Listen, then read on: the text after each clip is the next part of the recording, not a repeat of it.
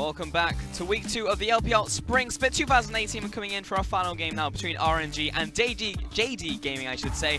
And it feels weird to say that, like, it's firstly shocking that RNG have been pushed to the final game, but even more shocking in this specific scenario that it wasn't a 2-0 to JD Gaming, because it probably should have been in that last game. I don't know. Like, I understand what you're saying, but after a couple, like, after the third bad Baron call, I was like, yeah, there's no way. There's no way to close it out from here. But frankly, it's very interesting because RNG currently 1-2 against LGD in their last match. Now could be 1-2 into this final game. We don't know yet against JD Gaming, but clearly they are starting to struggle. If they do pull it out here, that's obviously very good for RNG. We've already spoken about the fact that obviously not full roster yet. Like Uzi hasn't come in. Like they are very much testing, as Mlxg said about their roster. But the fact that JD Gaming are able to give them a run for their money speaks volumes about JD Gaming themselves.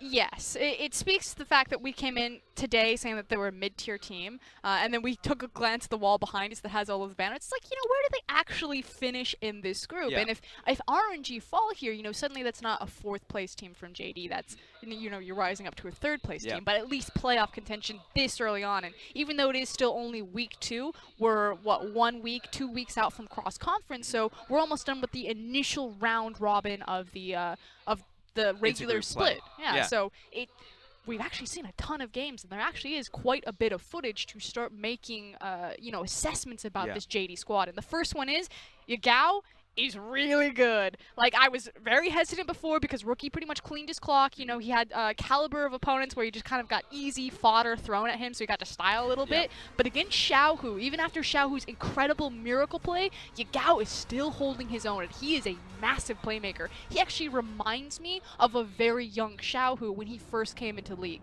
and I think that this guy will be a superstar one day. Fully agree. Top side of the map is not too shabby as well. Like, Clid is definitely the rock in the top side. You've got Zoom as well. Strong top lane talent. Bottom lane been together for a while now. And Loken's been around for a long time, honestly. It's difficult to give Loken a lot of credit a lot of the time because he is honestly inconsistent as an AD carry. He's not bad by any means, but sometimes the pressure will get to him. I mean, we were talking about this a little bit during the break. Hilariously, I think I've cast Loken his entire career. I casted him all the way back in the Caspa Cup when he was on ESC Ever, and a lot really hasn't changed. You know, a couple different supports. He's just... he's not the main character. He's a strong supporting character. Supporting cast. Yeah. But he has to be there at the end, and it was unfortunate because it was like he needed to make that last stand in that game as well, and it was all up to him. But it's almost like the perfect microcosm of Loken because, yes, it was the Kog'Maw composition. They put YaGao on the Galio, they had the Jarvan, they had the Braum. You know, everything was working towards this Kog'Maw, and, you know, who really carries? Is it the side character or is it the main character? And I think the main character of JD is now their mid laner YaGao. I mean, now we're going on to episode 3. We were left with a cliffhanger. But frankly, coming into this final game, I look towards RNG and I'm like, actually, it feels so weighted now just because of the experience factor of RNG, the players in that squad, Mlxg, Xiaohu. And on the opposite side, you have JD. And it's like, I'm not sure if they can stand in terms of resilience, right? You get to a 3rd game and you lose a game like that specifically. That feels real bad. And then to recover in the, 5-10 minutes between game 2 and game 3, not sure if JD can do it. I don't think they'll tilt if that's what we're inferring, but I do think that you can already start to see some flaws in their shot calling, and it's very hard to clean that up from game to game. That's something that takes, you know, weeks to habitually really structure and adjust. And I don't know if JD, if they're gonna get the lucky, you know, draw where they just come snowballing out of the early game and they can close it late game. Because if it goes 50-50, I don't think they have the consistent shot calling to beat a team like RNG. Yeah, well, a lot of questions. They will be answered very shortly as we hand over to our casters for the final cast of the night.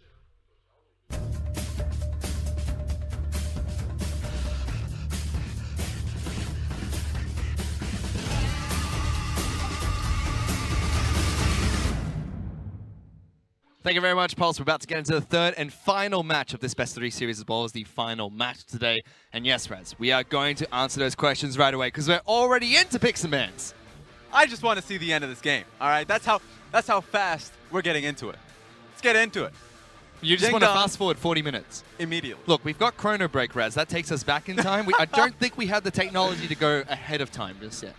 We don't have the full Jindong versus RNG simulator plan just yet. Not yet. Soon. I guess we'll have to go through it. I want to start off by saying that Jingdong had to say not that much going into the back and talking about what they did incorrectly. Because a lot of that game was proper from them.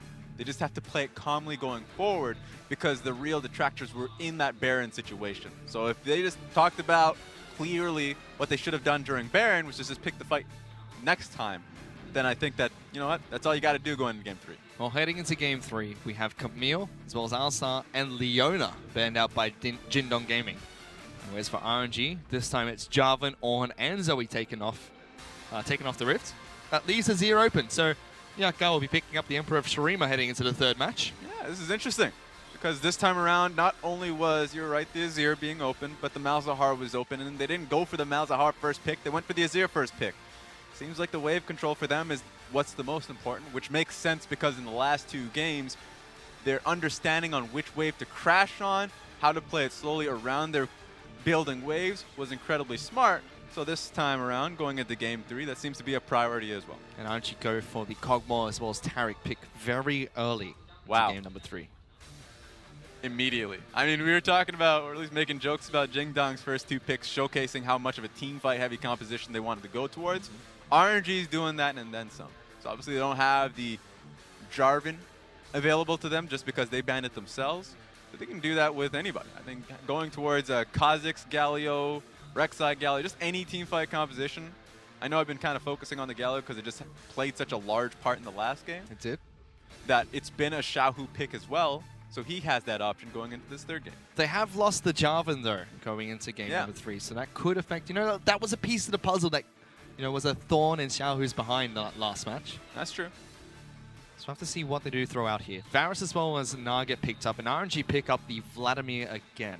Yeah, I was wondering about the Vladimir because their team fights with Vladimir and Taric is going to be all the more impactful when he finds that flank with a Taric ultimate on top of him. So, I mean, Letme played well at the later portions of the game and how he would position in those fights. So they give it to him again, technically. Depends on if Xiaohu wants to pick it up this time around. But I would say put Vladimir in the top side of the map and give Xiaohu a rise. And Orianna, he showcased last game what he could do on the Ori. So I guess that's a new possibility for them going into the second phase. First ban coming out from RNG is going to be Braum, a pick that is commonly picked up against Kog'Maws. Just to deny the ability for him to get massive damage out onto multiple targets. Rise is the ban that comes out from Jindong Gaming. Just trying to trim down Xiaohu's champion pool a little bit. Yeah, so at this point, Jingdong have just kind of zeroed in on the mid lane position and are calling out the fact that Vladimir is going to be top lane, which is going to be an okay matchup for him going into the Gnar specifically. So if they just go for, I wouldn't say an Orianna ban just yet, because I thought that Jingdong were doing an incredible job of being able to pick it apart early on in the game. Kha'Zix is an interesting choice. I mean, sure, Mlxg did a really good job in the last game. He did. I don't necessarily believe that that's enough to kind of hit his pool. Old Mate Bardo is the ban coming out from RNG as well here. It's a ban. I'm just saying, okay, 2 of the major picks for Mao has been hello. Taric and Bard. So that makes sense. This doesn't make sense. The Jax doesn't make sense. Jax in the top lane for Letme. I mean, it could be Mlxg's jungle pick, but we haven't seen that for a long time. Oh my god. Jax top lane for Letme. And they have last pick here, Raz. But they're like, you know what? We're just going to show you what we're playing top lane. All right. I mean, it really could just be a flex pick. We've talked about how flexible, how large the champion pool of Mlxg is. Oh no, make it stop. But I believe it's going to be a top lane pick just because I like the Jax versus Gnar matchup. We've seen it in the past just because Jax can skirmish quite well into mini Gnar. They would just have to support the pick early on. Final pick for Jindong Gaming is going to be Janna in the bottom lane for Mao. They also picked up Zac as their jungler of choice for Clid, so they already have their 5 men locked in. RNG now, unless this is a flex pick. We're about to find out. Have to see what the jungler of choice for Mlxg is. So Joanny's still up and available. Very staple jungler. Yeah, or they can just smash this by saying it's Jax jungle, Vlad top, and maybe an Orianna mid. Oh! Oh, no way. It actually is going to be a Jax jungle. You've got to be kidding. There we go. Gangplank gets locked in the top lane for Letme. Let's go, boys. All right. Okay, let's do this. I mean, we've seen our fair share of Jax jungle in the LCK previously in the last split. It was an MVP special. I wonder if he's going to go tank. I feel like you just have to. Jax has great engage with his leaf strike and then counter strike, I believe it's called as well, just QE. that's a good combination that you can utilize in those fights. But the Jax jungles that I've seen just go straight tank, because you're not going to be a carry going into team fights. You're just going to be a CC bot in a lot of cases. You're going to be doing you're going to have a lot of threat onto the squishies, but your role is just engaging. Jax's get very tanky, especially with his ultimate. But we'll have to see how this game pans out. Oh, wait a minute. Wait, there we go. All We right. got it. Left hand. The left hand shake, Rez. You should have just been a lot more confident about it. Present your right hand and do not move. It's up to him. Oh boy. But we are going to head into game number 3. It's been back and forth in these matches, Vaz, but RNG with the big comeback in game 2. Game 1 was just clinical for Jindong Gaming. Yes. Game 2, RNG with a massive comeback. It almost looked like it was going to be a 2-0 for JDG. Now heading to game 3, we've got a Jax in the jungle, Gangplank in the top lane, and Vladimir in the mid lane for RNG. Really, really unorthodox picks almost. And this is going to be a big test to the mental fortitude of Jingdong. Because by all means, this should be them going into game 3 and saying, well, we won the first game and we should have won the second game. We are a better team because of that. Statistically, on what happened in the last 2 games, we are better, so let's go for it. But that should have been a momentum shift for RNG going into the 3rd game. So starting from scratch, starting from level 1, I wonder what's going to change from RNG. Already they've changed a lot based off their pick ban alone. I wonder, immediately look towards Mlxg to see if there's anything surprising that he doesn't in the early game.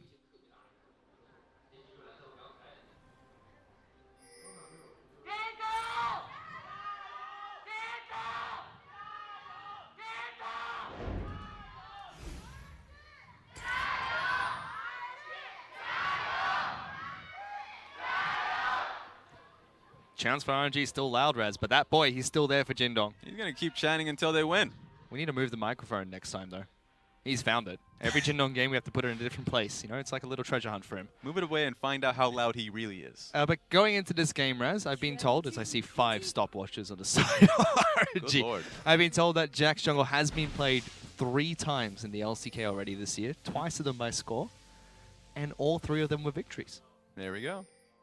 Win rate of the champion, out of this world. Only picked up 3 times. So although unorthodox to the LPL, so to speak, and you know, fairly new to 2018, it has been done, and it has been done to success. So I have to track and see how this game goes for Mlxg. He's already brought Camille into the jungle, now bringing Jax in. He's going to be starting on the red side as well. Both junglers, actually, starting on the top side of the map. That's interesting. I mean, for Zach specifically, I would expect that Mlxg would have the pressure advantage, being able to out-skirmish the Zac, especially with press the attack that he has for himself. So not only does he have the attack speed of the trait going into precision tree, but he can just get that 3 auto attacks pretty quickly, especially being able to stun them. Gives him the extra auto. So I think the skirmish is definitely in favor of Mlxg. He might even utilize that to go for aggressive invades into the Zac. We do have 4 unsealed spellbooks coming out as well in this match, Raz. 1 on Loken for the Varus, and then we have 3 for RNG. Xiaohu, Abel, and Ming all picking up an unsealed spellbook. Letme, who has a Kleptomancy on Gangplank, which is fairly staple for the champion of the top side map. He already has teleport, so there is a ton of global pressure coming out from RNG. Yeah. The flexibility is the major portion of that. The TP, so you can go back into lane if you feel like it, or make a play. We've seen what Ming can do with TP for himself when he's on an engaged champion. Hello. This is a pretty pushed up Jingdong. Counter-strike, 3 seconds off cooldown. Let's see if we can jump in. That's a flash forward. Immediately Exhaust going to come out. Mao takes a big hit as well. Good tornado, gets him back to safety. But now 4 summoner spells in the bottom lane, just traded for Ming's. Yep. Ultimately, that's a win for RNG. The fact that they now have push advantage going up against Jingdong. Usually you'd favor it for Varus and Janna, being able to constantly push up the wave and trade with Janna shield and then Q if you'd like. But with that, a lot of sums being lost of Mao, you're just going to be seeing them constantly walk up to Loken and Mao to see if they can get a proper trade. It's already putting the pressure on the bottom lane against Jindong Gaming. As you mentioned, Abel has his unsealed spellbook, so as long as he doesn't use one of his summoners, he can swap out for teleport later on if he gets into a disadvantageous situation. Yeah, we've even seen from game 1 when Jingdong was sporting the triple spell book or triple cleanse that you can just move into the cleanse later on in the game and just absolutely nullify the first engage, or at least first wave of engage in a team fight. Oh, Reds, they were next level. They had 4 of the sealed spell books in game 1. Oh, you're right. That was a little bit too much. Completely outmatched this time around. Worked out for them, though, in game number 1. Top side of map, we see exactly what we kind of expect. Gnar being a bit of a bully against Gangplank nice and early. And Zoom doing his job, just making sure that Gangplank's stuck underneath his own turret. And Mlxg is going to get caught in this one. Because, oh, well, they're going to see him anyways, just because they were able to catch out the blue plant, catching him. So there is a ward on towards the Krug camp. Mlxg seemed to go for a bit of a gank in the mid lane, or at least help Xiaohu push out his lane slightly. Yeah, they already saw where Jax was pathing. So it's going to be a little bit harder for him to pick up his own jungle. So he's just kind of getting wards down, seeing if there's an angle that he can get towards YaGao. Yeah, YaGao was able to get some good damage onto Xiaohu, but Mlxg jumps in, gets the counter-strike, bops him with his land post. And you know what? YaGao says, I don't like that. Here, brush your teeth. Clid brings him back in, slams him into a minion. Jinnon Gaming just not allowing Mlxg to jump in and give Xiaohu that free back to base. Yeah, it was a good trade back. YaGao gets the opportunity to base himself, which is usually pretty scary for the matchup into Vladimir, because he has such a high sustain that he can stick into the lane for as long as he wants. And so YaGao losing that much mana in that trade gets the help from Clid, so he's able to come back into the map. Clid looking to see if he can try and get a gank into the bottom lane. One of those unorthodox ganky paths that Zac can take. Jumps in, gets behind Ming and Abel. Ming has no summoner spell. Abel still has both of his, but he's running the wrong way. Stun comes out, only locks down Janna. Abel is going to be taken down, and first blood's picked up by Jinnon Gaming. Yeah, no ward to catch Clid out, walking towards that gank position, so it worked out very cleanly for him. I thought it was smart for Abel to just kind of cut vision off so he can save his own support by walking into the bush, but there's no way the man is saving himself. I mean, Abel's already swapped out for teleport as his summoner spell choice. He'll get back to lane. He'll be able to pick up this entire minion wave. But still, good start for Jinnon Gaming, picking up the first blood. Yeah, incredible. And you know what? That just locks Abel in to getting teleport for the lane. So when Loken and Mao come back into the laning phase, they'll have an offensive summoner spell, while Abel had to use his own sum to keep the wave. So that's going to be an advantage that Jinnon will be looking towards into the next skirmish. So both teleports being used top side of the map. You see Ming has swapped out for his own teleport as well. Not going to use his just yet. Top lane being pushed in slightly by Letme. I mean, as we mentioned earlier, RNG currently 2-1 in their conference, as well as Jinnon Gaming. So this is a fight for top of the table going all the way to game number 3. And a big test for Jinnon Gaming on top of that. Yeah, and honestly, the Eastern Conference is so, I wouldn't say random, just unexpected. Because both of these teams have ran through the same opponents. And the difference being, RNG lost to LGD when LGD was looking pretty fine in Game 3, while Jinnon ran through them. So it's very unexpected how you deal up against your opponents, while in the West it's starting to flush out a little bit more cleanly. In the Eastern Conference, the only real definitive statement you can make is that TOP is last place. That's it. That's the only thing you could say definitively. Well, it's an added victory for RNG as well if they can pick up game number 3, because that last match, Raz, I've been told, was their 150th victory in the LPL as an organization. So, feels good, but you want to follow that up with a best-of-3 series win as well. If not, it kind of takes away from your celebrations afterwards. Yep. No one feels good about hitting a record when you lose the series in any sport.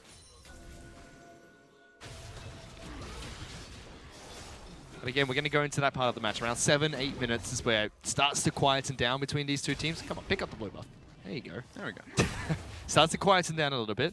We start to see teams make their rotations towards a particular side of the map. Xiaohu trying to cut in towards the bottom lane. And Mlxg as well trying to leap strike over the wall.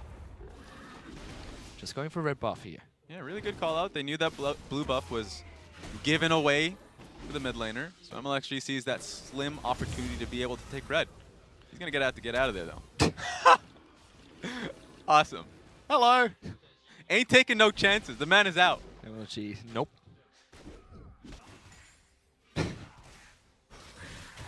Clean trade. Red buff for Flash. Is it worth it, Raz? Is it worth it, red buff for Flash? If he doesn't get caught out, then yeah. I mean, we used to see that back in Season 2, where we had Moscow 5. Back when they used to play Shyvana in the jungle, and they would flash over Dragon Wall to go and take red buff at level 2. And try and counter jungle it away, back when junglers used to start on blue side of the map. So I mean, if back then it was a strategy that worked, Mlxg doing it here, not too bad. All I know is that in the grand scheme of things, CS advantage is heavily in favor of Mlxg. He has a level advantage. He sees that very clearly. He's pressing tab. He's looking at it. He knows. So he's like, well, what camp can you do now? Sure, you're doing Krug, but it looks like the bottom side of the map is mighty empty for you.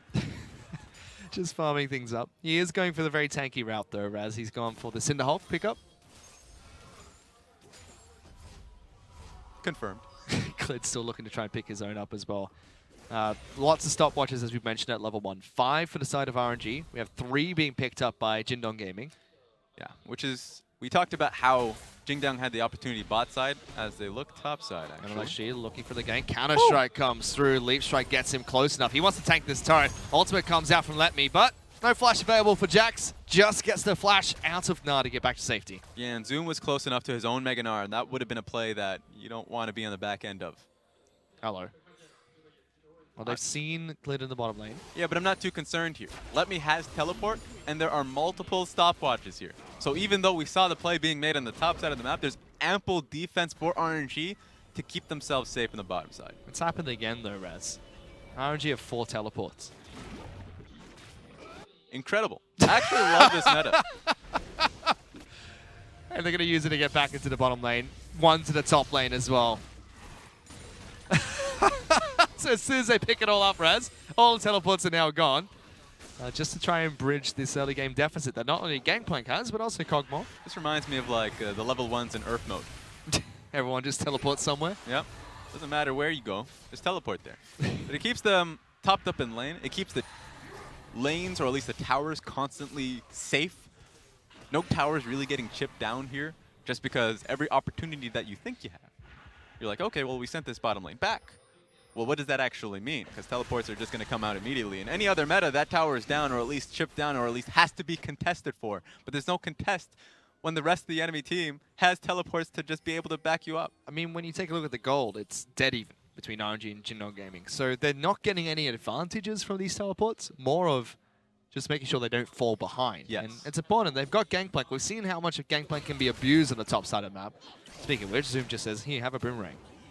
And bottom side of the map, it's Kog'Maw. Kog'Maw, not the best with the early game. Although Abel thinks he can go for a trade here. Pops the Hourglass as soon as he can. Not Hourglass, sorry, Stopwatch. Looked like he was winning that fight. Meanwhile, mid lane, Xiaohu reckons he can take on YaGao in the mid lane. Heals back up to full. Pokes down Azir to about half health. But that's a good play from Xiaohu to chip down YaGao. He doesn't have mana now. He actually has to look for a time to base. Sure, he has HP, but like, what does that mean to him? So suddenly, Jingdong don't have much pressure towards the bottom side of the map to try and force the Abel off this tower. They would have if that didn't happen, because Stopwatch was expended from him. So it's like suddenly, yeah, maybe we can go for a bot lane tower dive. But now you don't have a mid laner that can back you up. So YaGao needs to find time for himself to base first before that play's made. Look at Xiaohu just stepping up and, you know, I'll take you guys 2-on-1. No problem. Making sure that it's almost impossible for Azir to shove out this mini wave before he goes back to base. Charging forward again. Fighting both of them. Might even go for the kill. He could have if he stuck around a little bit longer. Yeah, Clid thought he could force the 2v1, but there's no damage on YaGao. And Clid's a tank. Not happening. YaGao has no way to get back into the lane besides walking back in as well. Mlxg is going to be spotted out by the ward that was placed down by Zoom. So although no flashes available for the Gnar, Mlxg can't go for the gank. Blue buff is up and ready though, and Azir went back to base. So MLG going for a very nice counter jungle here. Yeah, constant pressure. Clid will find this out though. Thank you very much. I enjoyed the leash. There you have it. Does deny it away from YaGao. Yeah, but they actually now have to consistently push Mlxg off of his camps and off these lanes, which initially you would look to JDG about a minute ago, and they had a window to look for a bottom lane dive, but it seems like every time they want to set up for it, Mlxg is being annoying on the opposite side of the map, or Xiaohu's sending YaGao back. So there's so many steps that they want to take this tower down. Look how low it is.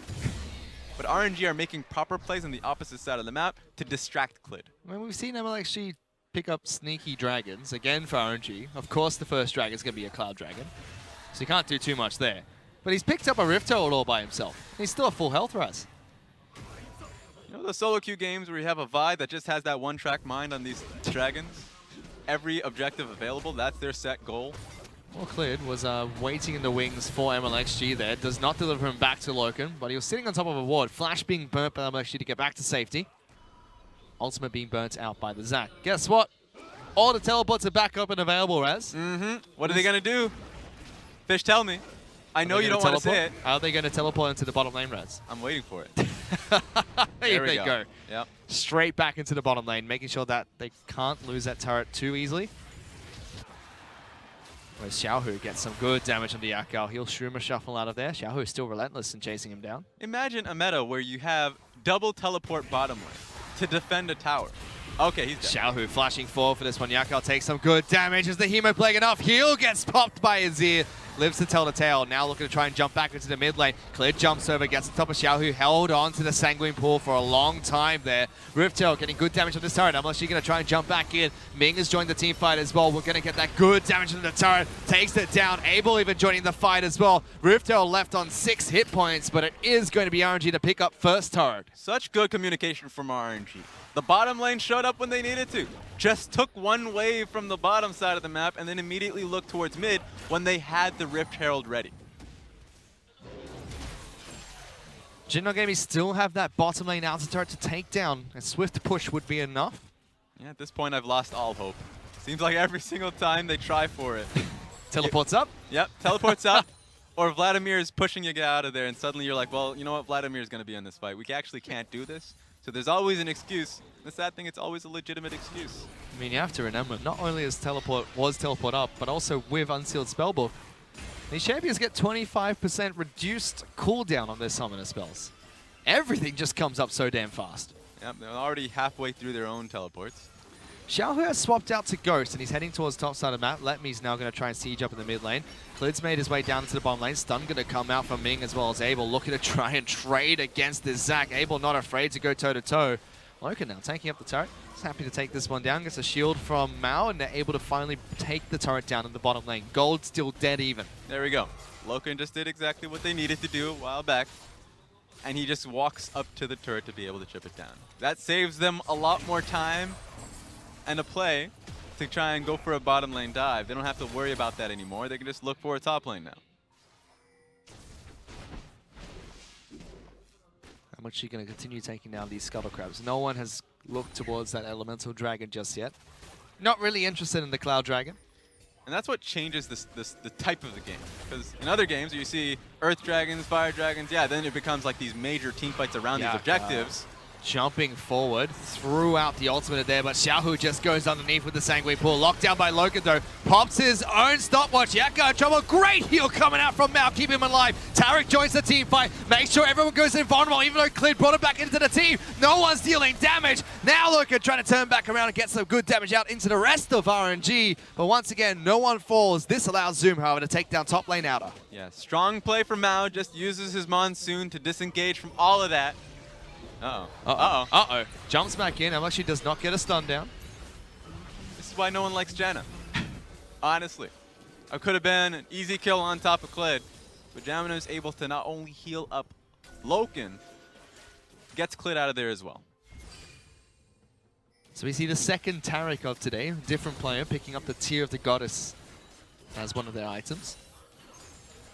Yeah, it gives you a good enough mana pool because right now Ming's just doing this the entire laning phase, just healing up Abel time and time again. So that's just a strong value in being able to keep up mana while just spamming heals. Which makes sense. Rusty was talking about it earlier, how Taric does burn through a lot of mana, but being able to spam those heals keeps the hyper carry alive. During that trade, however, as even though, it was back and forth team fight, no one died, but it was Jinogami that picked up another turret for themselves. And they're now about 1,000 gold ahead, just a small lead. Which saves them a lot of time because we were talking about how defensive RNG's composition was. They're utilizing their teleports time and time again to save bottom lane to extend the game because they were confident that their composition in these later game team fights would do them a lot of good. Now they were able to get a free top lane tower and they escape a lot of that risk. If they get this mid lane tower too, it draws RNG towards the Baron when it comes up in 2 minutes. The next Dragon when it's actually important. So far, Jingdong Gaming saving a lot of time with the plays that they've been making here. See if they can. Look at Loken. Not afraid to step up, get some good damage onto Xiaohu. Mid lane turret very low. Xiaohu trying to step forward to clear out these minions, but Loken gets so much damage onto the Vladimir. Hemo play being used as well, but Loken happy to step up underneath the turret, take some damage. This is the most important tower for RNG. It's going to be able to fall down here. It's way too low to be able to protect. But the mid lane tower gives them so much ground in both sides of the jungle, and it stops Jingdong being able to encroach upon the Raptors and place deeper control wards. Same to the bottom side of the map as well. And it will give Jingdong Gaming a lot more freedom in creating that control towards the Baron. So now that it's going to be coming up in about a minute, it gives Jingdong good reason to start to set up around it because it is a real threat. Well, you're right, Raz. He protects, he attacks, but most importantly, he takes the turrets. On top of that, RNG now going to make their way towards the Cloud Dragon. It's a meme, Raz. It's still supposed to rhyme. They're going to make their way towards Cloud Dragon, but Clid wants it. And Mlxg is going to be able to take it down with the smite himself. Zoom chasing forward as well. Clid wants to go for this. Looking to try and get that Gnar backwards. The stun comes through, means that he can't use the ultimate. As he turns back into mini form. It's a clean dragon tape, and he walks away. So it's getting annoying from Mlxg that he has such good control of the dragon. It's pushing the game along. Honestly, if I was him, strategically, I wouldn't take that risk. Just because, sure, you take the Cloud Dragon, what does that actually mean? And what if the next dragon is not a Cloud Dragon, but is actually an Infernal Dragon? And the control that Jingdong already had on the map, they could have been like, oh, well, I guess the next dragon is 100% ours because we just have such a massive lead. That's actually a saving grace for RNG that this dragon doesn't mean too much because it's less of a reason for them to poke their heads out of the control wards, or at least the vision that they already have. Yeah, the next dragon is going to be a Cloud Dragon, Raz. You know my opinion on that. Oh boy, Cloud, Cloud, Cloud. Let's see it again. The RNG of these dragons just not going RNG's way today. However, we do see a swap of the lane matchups. Vladimir is on the top side of the map. He has his Ghost. Whereas LNG might be slightly caught out here. Leap strikes over the wall, gets back to safety. Just too slippery, the Jax. Yeah, I mean, really safe, especially since he's going towards a tanky setup, and he has a stopwatch for himself. Okay. Xiaohu has been collapsed on. He gets the shortest jump I've ever seen from Zach, but Xiaohu is the one that's moving forward. Mlxg going to try and join this fight. Slides away from the crowd control, knocks them both back. Big play coming up for YaGao. Is it enough though? He gets one kill. Will fall for his troubles. Big Gnar into the back lines. Invulnerability will come out from Mlxg as well as Ming. They should be able to get out of that sticky situation, but that's a flash forward from Zoom. He wants this. Counter-strike comes through. Loken joins as well. Gets him with the ultimate. Ming's going to be tagged up as well and locked down, but it's a 2-for-1 trade for Jingdong Gaming. Strong from Jingdong, and they have the wave for themselves so they can actually continue to push forward. Abel gets pulled back. Clid's able to take him down. Double kill for Loken. Ming pops the stopwatch, but it's just going to buy some time. Letme's joined up into the top lane. Cleanse comes out from Loken, keeping himself safe. Now Letme's in trouble. He's trying to take that Loken, but he can't. That's the ace coming out for Jingdong Gaming. They're just taking a shower, and it's just the tower itself that's just raining down upon them. It does not matter how long they're sticking under the tower. They still had the passive from Zach and the stopwatches to boot. And if we're looking at this, this is an overreach from RNG. Xiaohu gets caught off guard. They think they can just try and get on top of the Emperor himself and just try and, maybe buy enough time, but it's not going to happen. Honestly, it's not going to happen just because RNG is there. Mao's there in time. Varus follows through first. Kog'Maw is so far away from the play that they just didn't have enough damage. It's just a massive play coming up from Jingdong Gaming. Loken follows up on this nicely, and everyone just makes sure he can stay alive. And here's what I'm surprised about. Look at the wave. Jingdong are going to stick by. Why is Abel and Ming sticking under the turret when this is such an easy dive with the wave surely for them to be able to take the tower?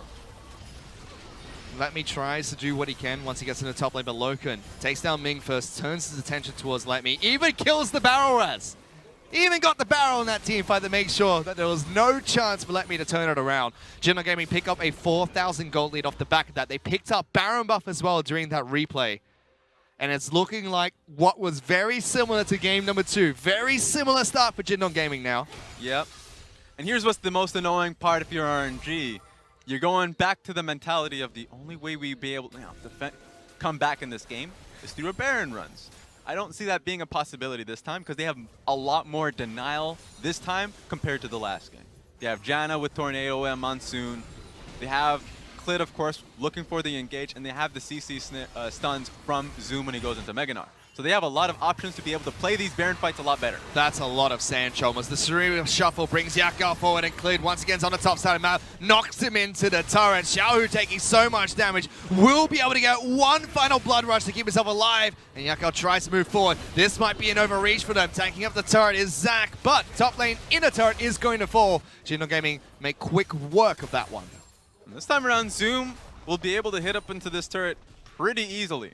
Because the matchup is in his favor, and if he's mini Gnar, not anymore, he'll be able to take free tower, or at least damage off the tower.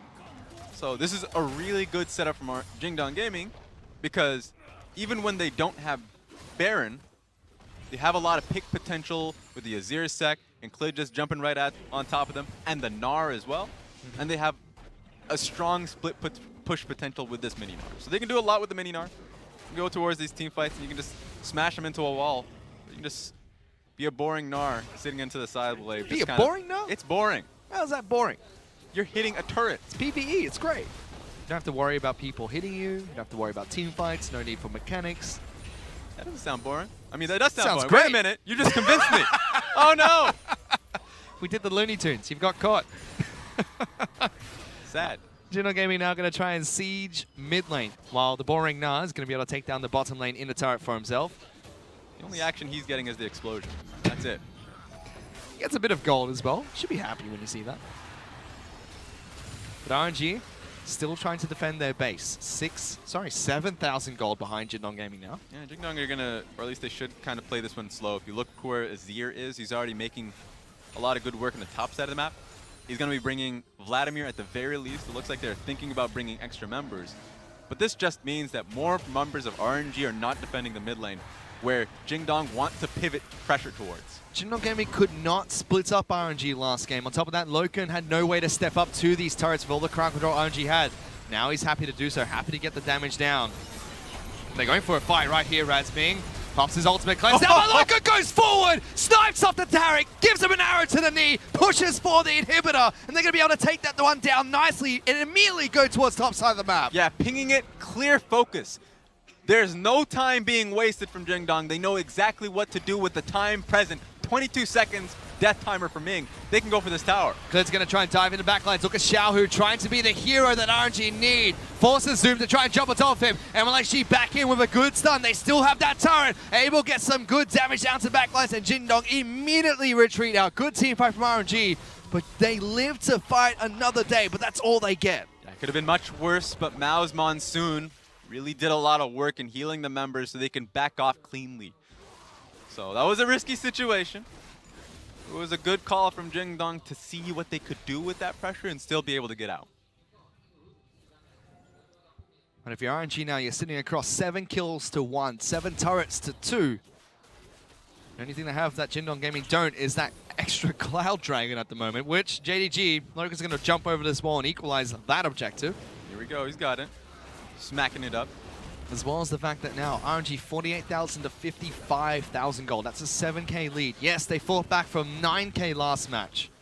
That was the deficit they were facing across from. But it took a big play from Mlxg to steal the dragon, from Xiaohu as well as Letme to take down Zoom. And just doesn't look like Jinno Gaming are going to give them that chance. They've already broken the base. Yeah, just based off of the pick ban alone, that window that RNG saw in game 2, I don't see it in this game. They can technically still obviously find Jax jump over that Baron pit wall and see if he can go for it. But remember how easy, or at least how hard I mean that actually means. The denial from the CC from Zoom, Mao being able to push him off. If they have proper vision of this red side jungle, theoretically no way for Mlxg to be able to find that. And that Baron's going to be coming up in a minute 20. Mlxg wants to try and pick up his own red, but Clid trying to jump into the back lines. He's on top of Abel, wants to deliver him in. Abel's able to get away. Good damage on the Clid. Invulnerability comes out. They try to separate a team. Gangplank ultimate getting good damage here, but Gna's everyone back in. Abel's in trouble. He's dead. YaGao gets the kill. Mlxg pops his own stopwatch, but Xiaohu, the extra carry's gone. Mlxg's gone as well. Letme's just trying to run away, but Jinno Gaming, they've broken the team of RNG. Letme's going to fall, and it's only the support left alive, Raz. That was the last fight RNG thought they could get. But I mean, Zoom is a god in how he was able to just trap 3 to 4 members to fight the fight they didn't want. Jindong Gaming were clinical in Game 1. Game 2 was a massive comeback from RNG, but it's an absolute shellacking in Game number 3 as Jindong Gaming pick up the win. Somehow, with 3 games being played, Jingdong smashed RNG all 3 times. Sure, Game 2, that was a robbery. That's what it was. That was a robbery for RNG to be able to take that. And just for that to be able to come out of my mouth showcases how much potential, not even potential, what they're showing us right now, that Jingdong have. That's real strength that they're going into the next week with. And Loken's gone up against 2 of the 80 carries on RNG's lineup. Both Y4 and Abel played today. And the way Loken's been playing almost looks like he's saying, come on, bring me Uzi, I'll take him down as well. Keep sending more members. How many do you have in your sub? Send Zatai in there. Let's keep throwing people at me. They're going to take a bow, and rightfully so. Jindong Gaming played absolutely fantastic today. They now move to top of the table, 3-1. And RNG, it just looked like a hiccup, Raz. It looked like a speed bump against LGD. But now they're sitting 2-2 early in week 2 of the LPL. Yeah, there are a lot of questions facing RNG going forward. The fact that these should have been the easy games for them. Going up against LGD, you already talked about it. These 2 opponents should have been a cakewalk for RNG. That just kind of showcases how hard this group actually is. Even though we've been talking about some of the teams not being up to snuff, RNG still feels pressured. And as much as we talk about how the other conference, the West Conference, has so many good teams, all the way down to FunPlus Phoenix showing up in the first week of the LPL. You have to think, when they go into the cross-conference in a few weeks, Jindong Gaming are going to be serious competitors. They're going to be looking out for each and every single one of them after pick up a massive victory here today as well. Yeah, usually during cross-conference, we do a count of which team, or at least which group, which conference in this case, comes out with more victories. Honestly, at this point, with how strong the East is looking, especially with Jingdong starting to round that out, I don't know anymore. Actually, would have easily guessed Western Conference, but this time around, I'm being convinced. See as well in that game, YaGao really stepping up to the plate with almost 30,000 damage done to champions there. He played out of his mind on the Azir, had a few highlight reel plays as well. Especially Surima Shuffle on the top side of the map. That's not to take away anything from the rest of the team. Clid was able to do well. Zoom was doing great. That final team fight was good from the Gnar. And just everyone from Jindong Gaming was really working as a team in that game. Yeah, it was a team game for them. A lot of the times, RNG, we were giving them props from understanding that they needed to get to that late game portion of it because they were playing incredibly defensively in the bot side of the map with the massive amount of teleports, I guess. Jingdong saw through that. We're still able to slowly get those turrets anyways. Didn't extend too far forward over diving because a lot of that was just a bait. But they saw that bait and they were like, okay, well, we'll just win anyways because apparently we're just a better team. Janna Gaming were able to pick up the 2-1 victory over RNG in the second set of today. Raz, now, do they look like the favorites in East Conference? Because 3-1, they've only dropped 1 series so far, but they've been looking good in every single game they've played. I think the easiest statement to make is that they're a top 3 team in this group. Well, that's a top 3 team right here. Jindong Gaming pick up the win in that best of 3 series against RNG 2-1. We're going to send it back to the analyst desk to round out the day. We could do that too. Thank you very much, Fish. And frankly, that's a very interesting question to ask because JD Gaming, I don't think anyone would have come in today. Well, firstly, saying this was going to be the best game of the week, but also JD Gaming being the top of the group. Pulse, I have no idea what is happening. Like, honestly, if you look at the standings, everything is tied up. We've had stumbles from EDG. Yes, they came back and beat BLG. We had stumbles from Team WE. Yes, they also won their game, but it was a very hard-fought victory. Yep. And now you have RNG, who actually fell down not only to JD, but also to LGD. Like, this is truly an anyone-takes-all type of league right now. Yeah, you talk about the top teams falling, but LGD, Snake, JD Gaming, none of those names are names that you'd be like, ah, yes, top 3 teams. Like, yes, the JD Gaming. Yeah, like, historically, you'd just be like, ah, yes, probably going to be mid-pack at best, but this is absurd. Loken is going to pick up the MVP here as well. I actually think this is one of the first times I've ever seen Loken get recognized for an MVP. We talked about this. This guy isn't the main character. He's not the protagonist of JD Gaming. They had Doinby, spring MVP. He leaves the team for Rogue Warriors, and now it's about rebooting. Who are JD Gaming? They pick up this young, hot, fresh mid laner there, minty fresh toothpaste who's flying off on Xiaohu. Yep. They've got stable Clid, and you're looking at the mid-jungle duo. And then finally, Loken gets some recognition after what?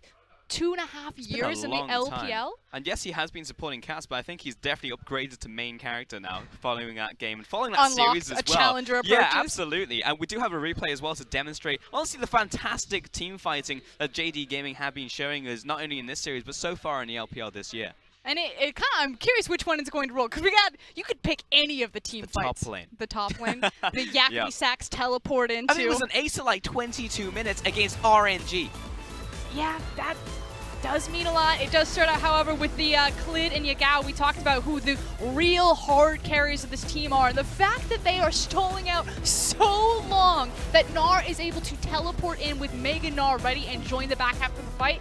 Again, if you haven't seen this series from start to finish, you need to go back and you need to rewatch it, because the mid lane 1v1 plays between YaGao and Xiaohu were some of the sickest I have seen. And then this team fight just goes from bad to worse for RNG. Miracle save from YaGao, holds long enough for his team to join, and then RNG just kind of run face forward into death. A teleport comes through, and that guy's just going to die as well. You know, frankly, I feel like we're seeing legends in the making, Trusk. Like, we look at them today, and a lot of people don't know YaGao. A lot of people don't know Zoom, or even Loken for that matter. He's been around the block forever. But soon, I think everyone's going to know these guys' names. Yes, it's now a question of will they know them from JD Gaming. We say this all the time about a lot of the FPX members. You know, it was only a matter of time before they fell off those teams, and then they got picked up by, you know, bigger brand name organizations, and that's where they would become all-stars or superstars. And now we're starting to have a lot more credit to JD Gaming. You know, before this was formerly a last place team or a bottom of the barrel team, and they're not just mid-tier anymore. Yes, it's still very early in the LPL, but they actually look really good and have a lot of promising talent. Which is really surprising as well, because you take out Doinby from the roster and you're like, hang on. What's what left? Was actually the problem? Because now it's all fitting together. All these players come in, and a lot of them are rookies as well. Like, rookies come into the LPL, usually very good mechanically, because that is very much the hallmark of the LPL. We have a lot of talent who are just very good at League of Legends, but rarely does it work this well. And I want to hit that keyword there is a lot of talent, because the thing is a lot of the community actually believe that when you expand a league this quickly that you dilute talent, because then you're taking in so many more players, so many more teams, that maybe you'll have, you know, like a trash team here or a trash team here with like 1 or 2 good players. But now we're having brand new organizations, brand new teams, brand new rosters assembled, and there's not just 1 or 2 good players. It's like you said, there's an abundance of rookie talent. And Jackie Love said it at the head of our feature, you know, it's time for the new faces to take over the LPL. And frankly, it's difficult to say that none of these teams could possibly win a game, but we are going to send it over to a quick interview with Clement, who is standing by with LvMao. Ladies and gentlemen, with me is LvMao here from Jingdong Gaming. LvMao, let me tell you first that was the best series I've seen so far in the LPL. You guys are now standing 3-1 on top of the East. What does it feel like to be here right now? How did you guys even do it? LvMao, 我想先跟你讲说，这个是我目前 LPL 这一季看起来最好看的一个系列赛。你们目前是东区第一，3胜1负的一个战绩。你们有没有想过今天能站在这里？然后你们到底是怎么办到的？ 其实我们就日常的训练时候都很刻苦，然后大家都特别想赢，然后就为了这个成绩，我们大家都很努力，就这样吧。So LvMao says that for this record, we've tried so hard, we've been through so much hardship practicing, and we're seeing the results right now. LvMao，第二个问题的话，其实我想问说，你们今天打赢的战队其实是 RNG， 去年也是在这个世界大赛排名前4名的一个队伍。你觉得你们今天制胜的关键到底是什么？我觉得我们制胜的关键就是比他们打得更好。Okay. 今天的表现比他们打得更好。So a very humble and short answer coming out for LvMao. I asked, you guys were up against the Titans in RNG, who were a semi-finalist team last year. What do you think is the key point that took Jingdong over RNG? And LvMao simply said, I think we performed better on the day today. So a very humble answer out there. The third question I want to ask about is that for your bot lane, mostly we've seen Ezreal as the main picks for you guys, but in this series we've seen you go into the hyper carries, you've gone into Kog'Maw, into Vayne, which was something that wasn't there before. Could you explain to us this change in Jingdong's compositions? 绿毛，我接下来想问的就是说，你们这个系列赛的话，其实拿出了很多不一样的 AD 角色，像是大嘴啊，像是维恩，你能跟我们讲一下京东体系上面的改变吗？就是因为随着版本的改动，然后我们的英雄池也会跟着改变，然后就版本适合什么，我们就应该就会拿什么。So Lumao's answer is that it's mainly about the meta. If the meta changes, then we are definitely going to change with it. My final question for you, Lumao, is Jingdong Gaming has been described as a team without stars. But for you today, who was the star player on the team that really took you guys over RNG? 绿毛，我最后一个想问你的问题是，很多人都说京东是一个没有明星的一个队伍，但是今天如果要你选一个这个系列赛的明星的话，你会选谁？我会选打野吧，就打野。可以跟我们讲一下原因吗？特别可爱吧，可爱的明星。So Lumao's answer is, if I had to choose a star today, I would choose our jungler. And when I asked why, he's only replied that he feels that Clid is incredibly cute, and he's a very cute star. And with that, ladies and gentlemen, we wrap up day 6 of week 2 of broadcast. Please tune in tomorrow at 2 p.m. Chinese Standard Time. But before that, we're still going back to the analyst desk. Frost, take it away. Thanks, Clement. I don't exist No, anymore. I'm the host now. Look at me, I am the host. But no, awesome to hear from Mao there as well. It's actually surprisingly humble. Yeah, I mean, we do have a lot of humble stars, True. which is, again, very interesting because we have a lot of, like, Explosive talent, flexing on each other, so... Yeah, there you go. Yeah, I also liked his answer about Clid as well. Cute. It's just like, he's cute. He deserves to be the star because he is the cute. I asked iBoy about that, and he also thinks that he is the cutest, so... Really? Is that just a thing now? Everyone just thinks they're adorable. Apparently, we just need a tier list of the cutest players in the LPL. Oh, but what is this? we do have a bunch of games coming up tomorrow, though. It is our long day, so let's go ahead and take a look at that because we will be starting off the day with Vici Gaming versus Snake, following up with Top Sports against Invictus Gaming, and then rounding out the day with OMG and Edward Gaming. And a reminder, of course, that we start a couple of hours early. We start at 2 p.m. China Standard Time, so set your clocks. Don't miss all 3 best of 3s back to back to back. Yeah, we'll have a lot of League of Legends tomorrow, a lot of games, and a lot of casting, so make sure to stay tuned for that, including our match of the week, which will be OMG versus EDG, a match that is very much sure to deliver on that one as well for us. I know we saw some explosive games today. I'm sure we'll see some tomorrow. Icon versus Scout. I mean, we just had Xiaohu versus YaGao. Oh, yeah. I feel like that was just like the warm-up the to the appetizer, headliner. yeah, for the main meal tomorrow as well. And then following that, we have week 3 starting the day after, so it just keeps on going. But either way, guys, that's going to do it from us. So on behalf of myself, FLICKR, and everybody on the broadcast team here at the English broadcast of the LPL, thank you very much for watching, and we'll catch you at the same time tomorrow. Actually, sorry, at 2 p.m. tomorrow. We'll see you then.